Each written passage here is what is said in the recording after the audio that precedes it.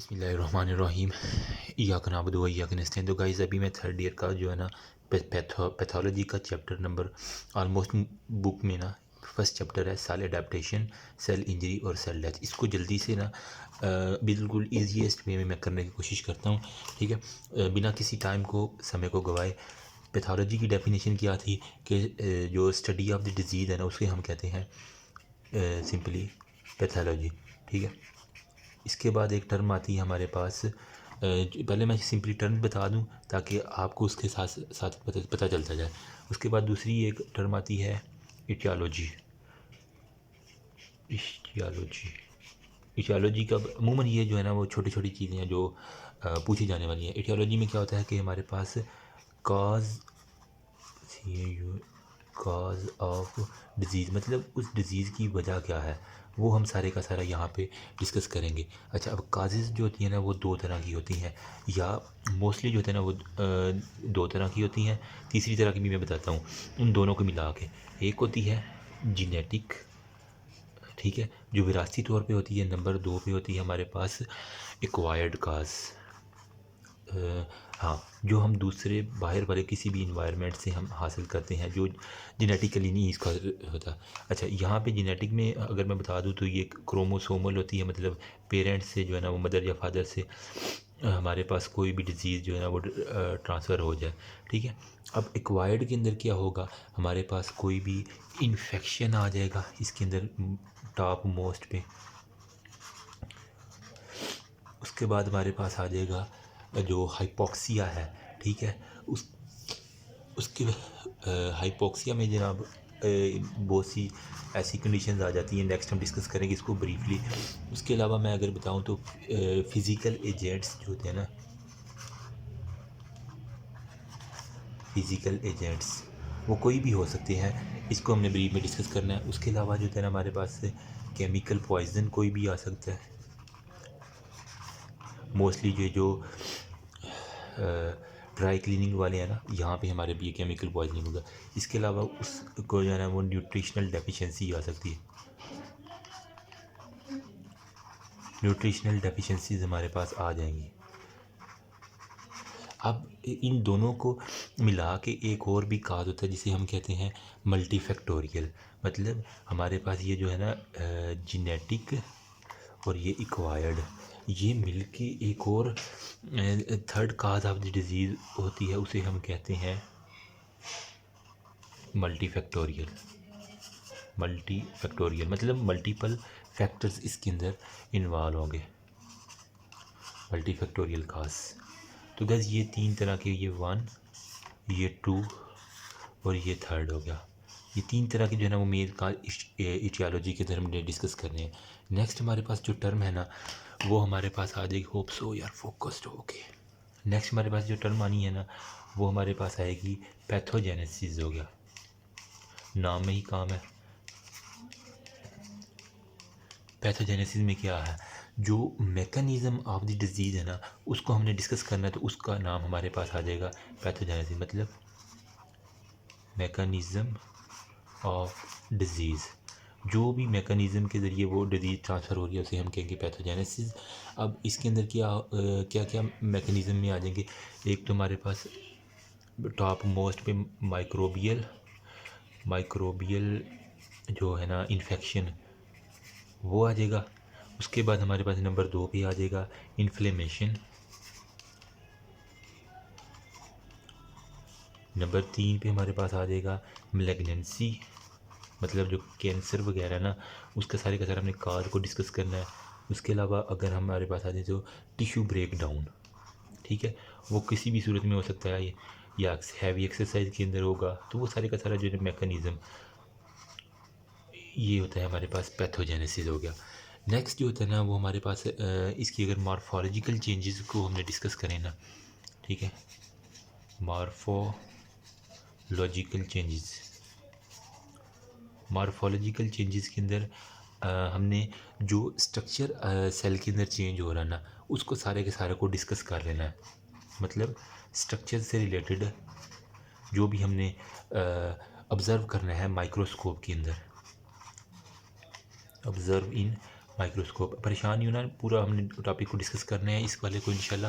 تو ابھی میں جنرل بتا رہا ہوں تاکہ آپ کو ایک آئیڈیا ہو جائے.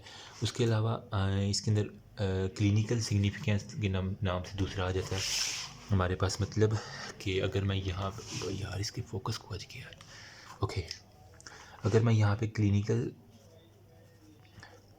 سگنیفیکینس کو اگر میں ڈسکس کروں نا, تو اس کے اندر ہم نے جتنی بھی فنکشنل چینجز ہیں نا, جہاں بھی کلینکل سگنیفیکینس کا نام آئے گا آپ نے سمپل فنکشنل چینجز کے اوپر آ جانا ہے. فنکشنل چینجز جو بھی ہو رہی ہیں ٹیشوز کے اندر, کے سیل کے اندر وہ. اچھا, فنکشنل چینجز بھی پھر دو طرح کی نا, اس کو ہم نے کیٹیگریز میں ڈیوائڈ کر دیا ہے. ایک ہوتی ہے جناب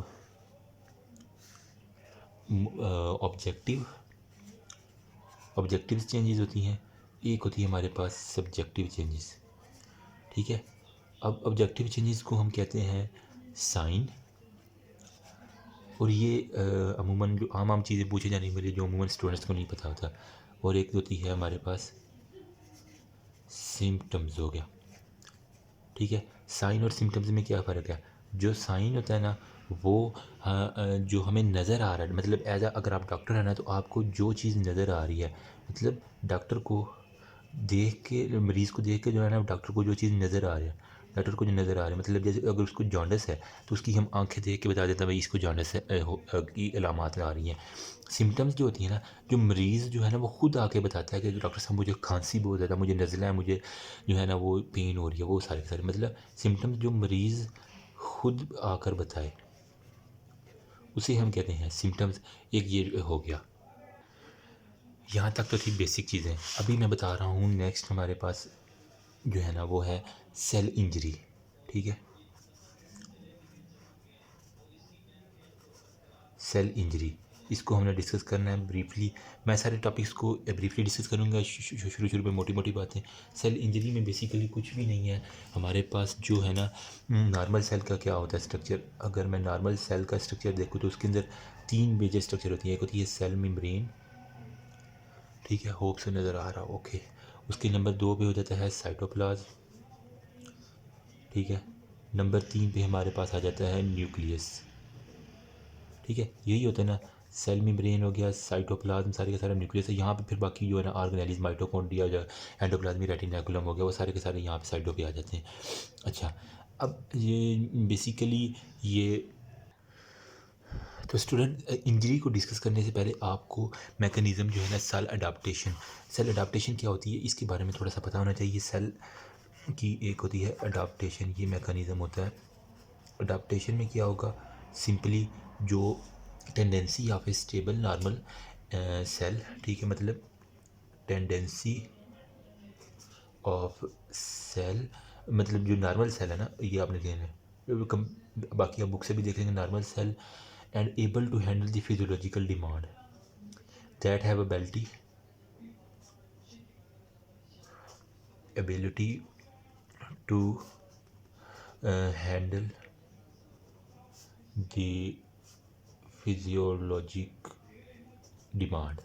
ٹھیک ہے, مطلب باہر سے جتنی بھی جو ہے نا وہ ڈیمانڈ یا اسٹریس آپ کہہ لیں جو بھی آتی ہے, اس کو سیل کس طرح ہینڈل کرتا ہے. مطلب ہم سب کی لائف میں پرابلم آتی ہے, سیل کی لائف میں بھی پرابلم آتی ہے, وہی پرابلم کو ہینڈل کس طرح کرتا ہے, اس میکانزم کو ہم کہتے ہیں سیل اڈاپٹیشن. ٹھیک ہے, اب سیل اڈاپٹیشن میں جب نہ ہو تو جب وہ اس کی اسٹریس اتنی زیادہ کہ وہ اڈاپٹ نہ کر سکے, اس کو ہم سیل انجری میں کنورٹ کرتے ہیں. مطلب سیل کے پاس 2 ہی رستے ہیں, یا تو وہ اڈاپٹ کر دے گا, ٹھیک ہے, جب بھی اسٹریس آئے گی, یا تو وہ اڈاپٹیشن کر لے گا, سیل اڈاپٹیشن کر لے گا, یا پھر اس کی کیا ہوگی, سیل کی انجری ہو جائے گی. اب اڈاپٹیشن کب کرے گا, ان مائلڈ کنڈیشن, مطلب اگر اس کو برداشت کرنے والی کنڈیشنز ہیں نا تو وہ آ جائے گا سیل اڈاپٹیشن میں. انجری کب آئے گی, جب سویئر جو ہے نا وہ ہمارے پاس فینومینا کہ اس کی ہمارے پاس جو ہے نا وہ ابیلٹی نہیں ہوگی کہ اس کے اوپر حد سے زیادہ لوڈ پڑ گیا, تو وہ لیڈ ٹو سیل انجری ہوگا. اب سیل اڈاپٹیشن کے جو میجر ہے نا وہ اگر میں بتاؤں آپ کو, ہائپر ٹرافی اس کے اندر جو ہے نا وہ ٹاپ موسٹ میں آ جاتا ہے. ہائپر سیل اڈاپٹیشن کی میں تکنیکس بتا رہا ہوں ابھی. ہائپر ٹرافی یہ ساری بک کے اندر لکھی ہوئی ہے, میں اس کو سمپلسٹ وے میں کر رہا ہوں. ہائپر ٹرافی ہو گیا, اس کے علاوہ ہمارے پاس آ جاتی ہے اے ٹرافی ہو گیا. اس کے بعد ہو گیا ہائپر پلیزیا، ایک آپ کو ٹرم ملے گی ہائپر پلیزیا. یہ جو لوگ جم کرتے ہیں نا وہ اس سے بہت زیادہ واقف ہوں گے. ٹھیک ہے، اب اس کے اندر کیا ہے، ہائپر ٹرافی میں کیا ہوگا کہ جو سیل کا جو ہے نا وہ صرف سائز جو ہے نا وہ انکریز ہوتا ہے، سیل سائز انکریز ہوگا. اس کی ایگزامپل کیا ہے، ہمارے پاس ایکسرسائز جو ہے نا وہ ہم جو جم کے اندر ہیوی ورک آؤٹ لگاتے ہیں نا، ٹھیک ہے، وہی ورک آؤٹ لگانے سے جو سیل جو ہے نا اگر وہ اس کا سائز بڑا ہو جائے تو اسے ہم کہتے ہیں ہائپر ٹرافی. ہائپر پلیزیا میں کیا ہے، اگر نمبر آف سیلز جو ہوتا ہے نا وہ انکریزڈ ہو جائیں، نمبر آف سیلز جو ہوتا ہے نا وہ انکریزڈ ہو جائیں. یہ موسٹلی کہاں پہ آپ کو نظر آئیں گے، یہ جب ہوتی ہے نا پریگنینسی فیمیل کے اندر، تو یوٹس کے اندر جو ہے نا وہ آپ کو یہ نظر آئیں گے ہائپر پلیزیا والے، مطلب وہ سیل جو اپنا نمبر بڑھا لیتے ہیں تاکہ وہ بیبی کو ایڈجسٹ کر سکیں. اے ٹرافی میں کیا ہو جاتا ہے، نمبر اور سائز جو ہے نا وہ دونوں کم ہو جاتے ہیں. اے کا مطلب ختم کر دینا، مطلب نمبر پلس سائز سیل دونوں جو ہے نا وہ ڈیکریزڈ ہو جائیں گے. اس کو ہم کہتے ہیں اے ٹرافی. اے ٹرافی کے اندر جو میکانزم ہوتا ہے نا، یو بی کیوٹین پروٹیز سسٹم، وہ کہہ رہا ہے کہ اس کے اندر موسٹلی انوالو ہوتا ہے، جو کہ اے ٹرافی کے لیے ہمارے پاس ہے. یہ آپ نے بایو کیم کے اندر سیکنڈ ایئر کے پڑھا ہوگا کہ وہ پروٹین کی ڈیگریڈیشن کروا دیتا ہے.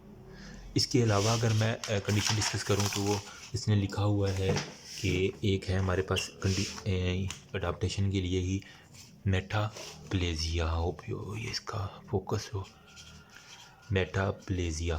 میٹا پلیزیا میں کیا ہوتا ہے، پلیزیا اس کے اندر جو ہوتا ہے نا وہ میں نے یہ تھا ایم سے میٹا ایم سے منہ، مطلب اس کا جو مارفولوجیکل سٹرکچر ہے نا سیل کا، وہ سارے کا سارا جو ہے نا وہ چینج ہوگا. مطلب جب بھی جو ہے نا وہ آرگن کے اوپر سٹریس آئے گی نا، سٹریس کیا کرے گی، اس کا سارے کا سارا جو سیل کی ٹائپ ہے نا اس کو چینج کر دے گی، مطلب ٹائپ آف سیل کو وہ چینج کر دے گی. جیسا کہ اگر وہ سمپل سیکویمس ہے تو کوبائڈل کوبائڈل اس طرح کر کے، مطلب یہ موسٹلی ایسوفیگس کے اندر ہوتا ہے. آپ نے ایگزامپل پڑھی ہوگی میٹاپلیزیا میں، ٹھیک ہے، ایسوفیگس کے اندر جو ہوتا ہے نا وہ یہ اس کی ایگزامپل ہے. یہ تو بچے کو پتہ ہے نا ایسوفیگس کے اندر کیا ہوتی ہے، نان کریٹینائزڈ، ٹھیک ہے، نان کریٹینائزڈ سمپل سیکویمس، ٹھیک ہے. یہ آپ نے ابھی تھیلم پڑھی ہوگی اس کے اندر ہسٹو کے اندر. اب وہ اگر وہاں پہ کوئی کارسینومک ایجنٹ آ جائے تو اس کی شیپ چینج ہو جاتی ہے، اس کو ہم کہتے ہیں بیرٹ ایسوفیگس ہو گیا، بیرٹ یا جو بھی کہہ لیں، بیرٹ ایسوفیگس ہو گیا، ٹھیک ہے. یہ میٹاپلیزیا کی ایک ایگزامپل ہے. اس کے بعد ایک ٹرم آتی ہے ہمارے پاس ڈسپلیزیا. ڈسپلیزیا بیسیکلی کیا ہے کہ گروتھ ہو رہی ہے لیکن وہ ڈی سے ڈس ہو گیا، ڈی سے ڈس آرڈر آپ یاد کر لیں. مطلب ہمارے پاس جو بھی ہوتا ہے نا ڈس order cell growth. First video صرف انٹروڈکٹری ہے، ٹھیک ہے، اس وجہ سے میں جلدی بتا رہا ہوں. اس کے علاوہ جو ہے نا اے پلیزیا میں نے بتا دیا. ہائپو پلیزیا ایک ہمارے پاس کنڈیشن آ جاتی ہے، ہائپو پلیزیا. ہائپو پلیزیا میں کیا ہوتا ہے کہ ڈیکریز ان سیل پروڈکشن، مطلب سیل اپنا کی پروڈکشن جو ہے نا وہ کم ہو جاتی ہے. یہ موسٹلی کب ہوتا ہے، ایمبریو جینیسس کے اندر جو ہے نا ہم نے دیکھا گیا. جب ایمبریو جو ہے نا زائگوٹ سے ایمبریو وغیرہ بن رہا ہوتا ہے اور اس کے علاوہ بہت سے آرگن زیادہ بن جاتے ہیں، تو وہاں پھر جو ہے نا وہ کچھ جو ہے نا سیل کی گروتھ رک جاتی ہے، وہاں پہ کم ہونے لگتی ہے. اس کو ہم کہتے ہیں ہائپو پلیزیا. جبکہ جو اے پلیزیا تھا نا، آپ اس کے ساتھ کنفیوز نہیں کرنا. اے پلیزیا میں بالکل جو ہے نا وہ فیلئر ہو جاتا ہے، مطلب آپ کہہ رہے ہیں کہ یہاں پہ ڈیکریز ہوتا ہے، یہاں پہ کیا ہوگا، فیلئر آف سیل پروڈکشن ہوگا. اس کی ایگزامپل اگر میں کہوں آپ کو، مطلب یہ بھی ایمبریو جینیسس کے اندر مطلب کچھ آرگن نہیں بنانا تو وہاں پہ جو ہے نا وہ یہ بھی ایمبریو جینیسس کے اندر دونوں پروسیس ہو سکتے ہیں. اوکے ہو گیا. ایگزامپل میں اس نے لکھا ہوا ہے یونی لیٹرل رینل اے جینیسس ہو گیا، ٹھیک ہے. یہ اس کی جو ہے نا وہ ایگزامپل کے اندر آ جائے گا. ابھی میں ڈسکس کروں گا گائز. یہاں پہ ایک میں چیز بتانا بھول گیا، اے ٹرافی کے اندر جو ہوتا ہے نا اس کی ایگزامپل رہ گئی تھی ہمارے پاس، جو تھی نا اسٹارویشن والی کنڈیشن. مطلب جو بھوک قحط ہوتا ہے اس وقت ایٹروپی ہوتی ہے. اس کے بعد اے پلیجیا ایمبریوجینیسس کے بعد ہائپوپلیجیا بھی ایمبریوجینک ڈسپلیجیا ڈس آرڈر سیل گروتھ. یہ سارے کے سارے ٹرم آپ کو فنگر ٹپس کے اوپر آنی چاہیے. اوکے گائز ابھی میں جو ہے نا وہ سیل انجری کو سارے کا سارا ڈسکس کروں گا.